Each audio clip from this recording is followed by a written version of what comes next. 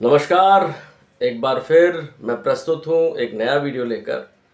और आज मेरे वीडियो का जो टॉपिक है वो ये है कि दिशाशूल में कोई भी यात्रा क्यों नहीं करनी चाहिए। हम और आप सब जानते हैं कि अपने विभिन्न कार्यों के लिए हम यात्राओं पर जाते हैं। कभी कभी आपने देखा होगा कि हम किसी यात्रा के लिए निकलते हैं तो निकलते ही, घर से बाहर निकलते ही हमारी गाड़ी का जो टायर है वो पंचर हो जाता है। रास्ते में बहुत तगड़ा जाम मिल जाता है। हमको जहाँ जाना है काम पे, वहाँ जब हम पहुँचते हैं तो हमारा वो काम पूरा नहीं हो पाता।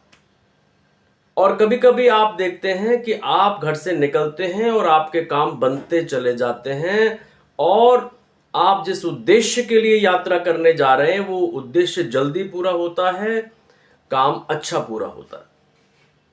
ये सब इसलिए होता है कि हमने जो यात्रा का समय चुना वो जो जो था, जब काम बनते गए तो अच्छा योग था, जब काम बिगड़े तो अच्छा योग नहीं था।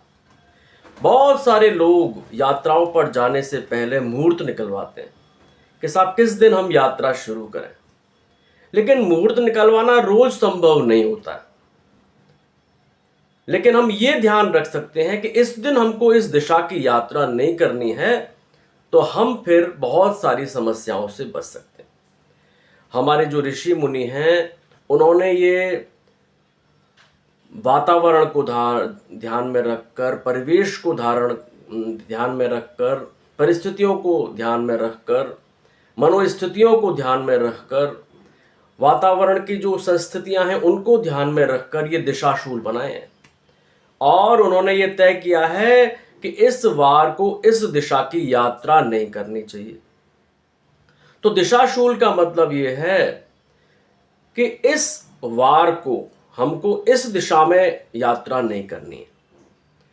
अब पता कैसे चलेगा? बहुत सहज है। आजकल नक्शा आजकल सबके पास गूगल में होता है।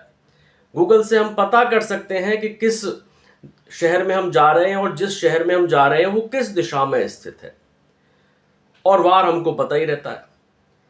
तो हम देख लें कि अमुक वार को हम इस दिशा में, अगर वो शहर है, वो जगह है, वो गांव है, तो हम नहीं जाएं। क्योंकि ऐसा करेंगे हम उस वार में उस दिशा की ओर, उस अपने गंतव्य की ओर जाएंगे तो हमको सफलता नहीं मिलेगी, ये तय है। तो दिशाशूल का बड़ा महत्व है। और बहुत सारे जो लोग ज्योतिष को एक गाइडेंस के रूप में लेते हैं, एक गाइड के रूप में लेते हैं, वो कभी भी दिशाशूल में यात्रा नहीं करते। तो हमें भी दिशाशूल में यात्रा नहीं करनी चाहिए। दिशाशूल जो होता है वो विभिन्न वारों में तय होता है।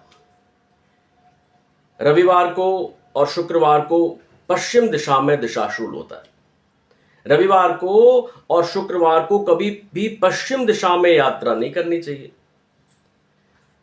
और सोमवार और शुक्रवार को कभी भी पूर्व दिशा की यात्रा नहीं करनी चाहिए।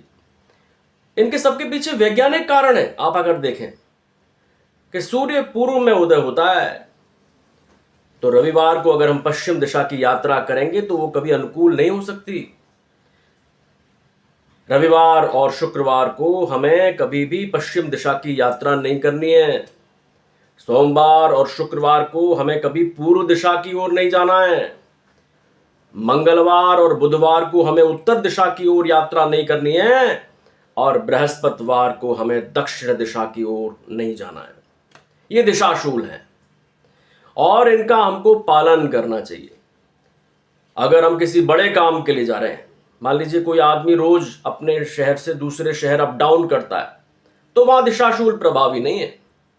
कोई आदमी नियमित रूप से अपने शोरूम जाता है, अपनी दुकान जाता है, अपनी कंपनी जाता है, अपनी नौकरी पे जाता है, दिशाशूल कोई मैटर नहीं करता है।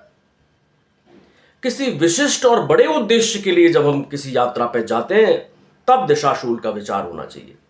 हम मान लीजिए अपने बच्चा या बच्ची की शादी के लिए लड़का या लड़की देखने जा रहे हैं, यात्रा करने जा रहे हैं, तब दिशाशूल देखना चाहिए।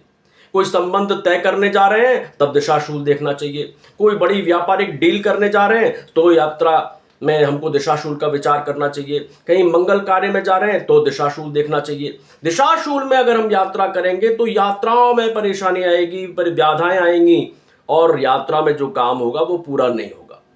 तो दिशाशूल का बड़ा भारी महत्व है हमारे भारतीय जीवन में। और मैंने आपको पहले भी कहा है कि बहुत से लोग इस सूत्र को जानते हैं, वे कभी दिशाशूल में यात्रा नहीं करते।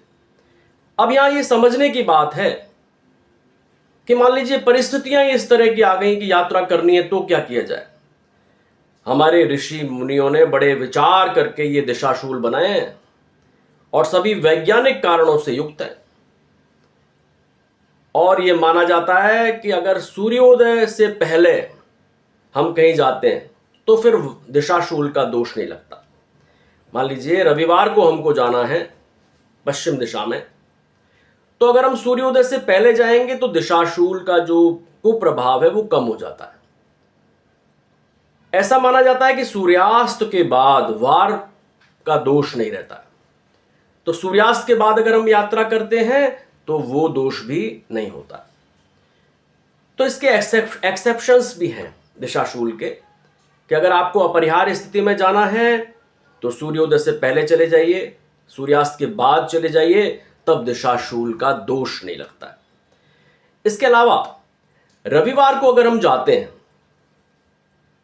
तो यह सूत्र बताया हुआ है कि पान खा के जाएंगे तो वो दोष कम हो जाएगा, या दलिया खा के जाएंगे तो वो दोष कम हो जाएगा। मान लीजिए हमको सोमवार को जाना है तो शीशा अगर हम देख लेते हैं तो हमारा दोष दूर हो जाता है। मंगलवार को अगर हमको यात्रा पे जाना है तो गुड़ खा के जाएंगे तो वो दोष कम लगेगा। बुधवार को अगर हम जा रहे हैं तो धनिया या तिल हम खा लेंगे तो दोष दूर हो जाएगा। गुरुवार को अगर हम जाते हैं तो मान लीजिए हम दही खा के जाते हैं तो हमारा दोष दूर हो जाता है। शुक्रवार को राई या जौ खा के जाते हैं तो हमारा दोष दूर हो जाता है। और शनिवार को अगर हम उड़द की दाल या अदरक की कोई चीज बनी हुई खा के जाते हैं तो दोष दूर हो जाता है। तो ये हमारे ऋषि मुनियों ने विचार करके ये वस्तुएं बताई हैं कि इनका सेवन करके अगर कोई आदमी निकलता है तो वार दिशाशूल का दोष नहीं रहता है। लेकिन प्रैक्टिकली ये देखा गया है कि सूर्योदय से पहले अगर हम जाते हैं या सूर्यास्त के बाद हम जाते हैं तो फिर दिशाशूल का इतना दोष नहीं रहता है। तो यात्रा जब हम कर रहे हैं किसी विशिष्ट उद्देश्य के लिए, बड़े उद्देश्य के लिए, महत्वपूर्ण कार्य के लिए, अपनी योजनाओं के क्रियान्वयन के लिए, तो हमें दिशाशूल का विचार करना चाहिए। और अगर आप दिशाशूल का विचार करके अपनी यात्राओं पर जाएंगे तो आपकी यात्राएं शुभ होगी, ऐसा मेरा मानना है। Thank you very much.